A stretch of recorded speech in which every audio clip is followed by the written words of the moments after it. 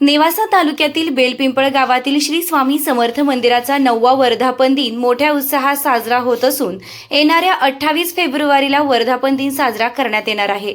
उत्सवाची जोरदार तयारी सुरू झाली आहे। मंदिर व मंदिर परिसर आकर्षक फुलांसह विद्युत रोषणाईने सजवण्यात येत असून सेवेकरी उत्सवाच्या तयारीमध्ये तल्लीन झाल्याचं पाहायला मिळत आहे। वर्षभर श्री स्वामी समर्थ मंदिरामध्ये विविध कार्यक्रम पार पडत असतात।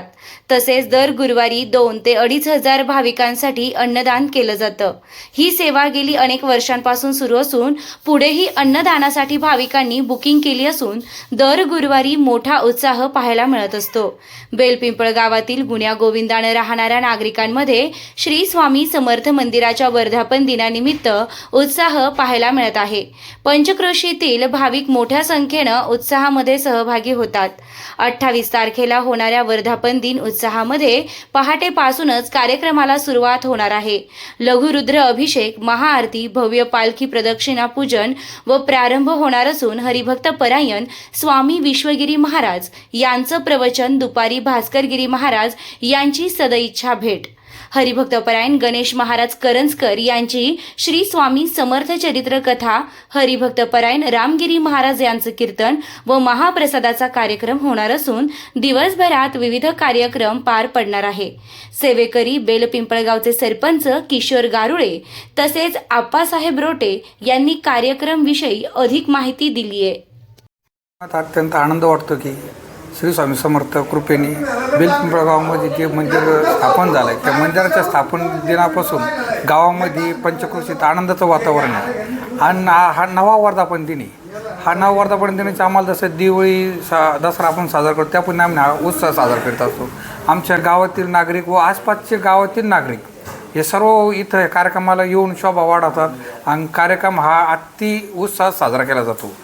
दिनांक 28 फेब्रुवारी 26 रोजी हा कार्यक्रम शनिवारी दिन आलेला आहे। तरी शनिवारची जी आपली रूपरेषा आहे, सकाळी पहाटे 4 ते 5 महारुद्र अभिषेक होणार आहे। त्याच्यानंतर आरती होणार। आरतीनंतर इथं पालखी मिरवणूक सोहळा राहतो। पालखी मिरवणूक सोहळा झाल्यानंतर विश्वनाथगिरी महाराज घोगरगाव येथील मठाधिपती यांचा प्रवचन होणार आहे। प्रवचन नंतर महाप्रसाद होणार आहे। त्याच्यानंतर दुपारी करंजकर महाराज यांची स्वामी चरित्र कथावर कथा होणार आहे। त्याच्यानंतर आपले भास्करी महाराजांची सदिच्छा भेटी, रामगिरी आपले सरला बेटचे मठाधिपती यांचं जयहरी कीर्तन आहे। कीर्तनानंतर इथं परत महाप्रसाद आहे आणि अशी कार्यक्रमाची रूपरेषा आहे। आणि जे सेवेकरी महिन्यापासून अतिउत्साहात हे कार्यक्रमासाठी अहोरात्र पाळतात ते आतिषबाजीचा कार्यक्रम केला जातो। कार्यक्रमाचा आनंद हा पूर्ण गावकरी मिळून हे घेतला जातो। प्रत्येक गावातील कुटुंबातला सदस्य, नातेवाईक असून द्या किंवा इतर गावातील परिसरातील सर्व म्हणजे वडीलधारी माणसं, नेते मंडळी ह्या कार्यक्रमाला येऊन कार्यक्रमाची शोभा वाढतात। सकाळचं जे अन्नदान आहे, सकाळी नाश्ता आहे। सकाळी नाश्ता हा पोहेचा नाश्ता आहे। पोहे, जिलेबी हा नाश्ता होतो। हा कमीत कमी 2-3 हजार लोकांना नाश्ता राहतो। त्याच्यानंतर जे 11चा जे महाप्रसाद आहे, महाप्रसाद हा कमीत कमी 20 ते 25 हजार लोक राहतात। आणि त्याच्यानंतर जे सायंकाळचा महाप्रसाद आहे, हा ह्या कार्यक्रमाला सायंकाळच्या महाप्रसादात 50,000 लोक उपस्थित राहतात। ह्या पद्धतीनं दिवसभरचं अन्नदान चालतं। सर्वांना एकच आवाहन करू शकतो, श्री स्वामी समर्थ मंदिर हे बेलपिंपळ गावामध्ये जसं वैभव वाढलं, जसं गावात सुख शांती समृद्धी नांदू राहिली, तसं प्रत्येकाने इथे येऊन दर्शन घ्यावे। आपल्या श्री स्वामी समर्थ मंदिराचं येऊन दर्शन घ्यावं, हा आपल्या जीवनाचं सोनं करावं। इथं आल्यानंतर दर्शन घेतल्यानंतर जे चैतन्य येतं, जे आपल्या व्याधीनिधी असन किंवा जे आपल्याला अडचणी असन हे दूर होत्यानं एक चमत्कारिक ऊर्जा आहे मंदिरातली। त्याच्यामुळं काय होते ना, आपलं जी एक पॉझिटिव्ह ऊर्जा तयार होती आणि आपल्याला पुढील कार्यासाठी संकट असून त्या काही मन सहज सामोरं जातं।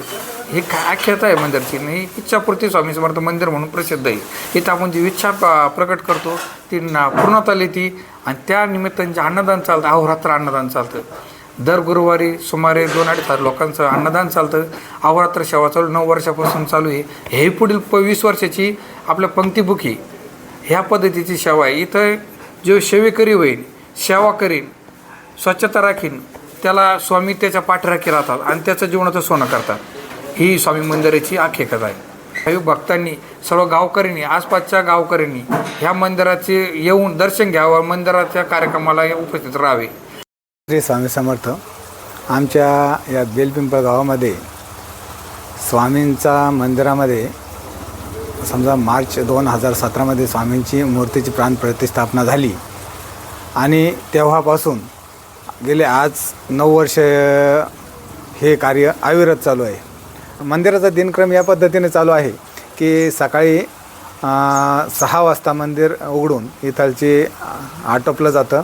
स्वामींवरती रुद्राभिषेक केला जातो आणि स्वामींवरचा अभिषेक झाल्यानंतर इतर सगळे देवतांची पूजा करून सकाळी 7:30 वाजता आरती केल्या जाते। त्यानंतर दुपारी 11:30 वाजता या ठिकाणी नैवेद्य दाखवला जातो। त्याच्यानंतर दुपारी 12 ते 4 वाजेपर्यंत हे मंदिर बंद असतं। त्यानंतर 4 वाजल्यानंतर मंदिर उघडल्यानंतर इथं पुन्हा साफसफाई करून संध्याकाळी 7:30 वाजता नैवेद्य आरती केल्या जाते। या पद्धतीचा हा रोजचा दिनक्रम आहे। दर गुरुवारी या ठिकाणी अन्नदान केलं जातं आणि हे अन्नदान गेल्या 9 वर्षापासून आजपर्यंत सातत्याने चालू आहे। तसंच या पुढच्या काळामध्ये जवळजवळ 17 ते 18 वर्षाची बुकिंग झालेली आहे आणि यामध्ये काय झालेलं आहे की जे काही स्वामींकडे दर्शनासाठी स्वामी भक्त येतात आणि त्यांचे काही इच्छा असतील मनातील तर त्या इच्छा पूर्ण होतात आणि त्या इच्छा पूर्ण झालेले जे असे काही सेवेकरी आहेत 21 ते 22 सेवेकरी असे आहेत की त्यांनी कायमस्वरूपीचं म्हणजे हयात असेपर्यंत अन्नदानासाठी नाव दिलेले, म्हणजे जोपर्यंत आहे ते वर्षातून एकदा अन्नदान या ठिकाणी करणार आणि असेच मिळून जवळजवळ 20 वर्षाची अन्नदानाची पंक्ती इथं झालेल्या आहेत। असे संभाजीनगर जिल्ह्यातील असेल, अहिल्यानगर जिल्ह्यातील असेल, हे पूर्ण हे जे आसपासचे पंचक्रोशीतील स्वामी भक्त असतील तर हे इथं स्वामीच्या दर्शना आल्यानंतर त्यांच्या मनातील ज्या काही इच्छा आकांक्षा आहेत त्या या ठिकाणी पूर्ण केल्या जातात की या मंदिराला इच्छापूर्ती स्वामी मंदिर असं म्हटलं जातं आणि या ठिकाणी आल्यानंतर प्रत्येकाच्या इच्छा पूर्ण होतात आणि त्यासाठी प्रत्येक सेवेकऱ्यांनी या परिसरातील 28 तारखेच्या कार्यक्रमाला इथं यावं, या ठिकाणी सगळं कार्यक्रमाचं स्वरूप पाहावं।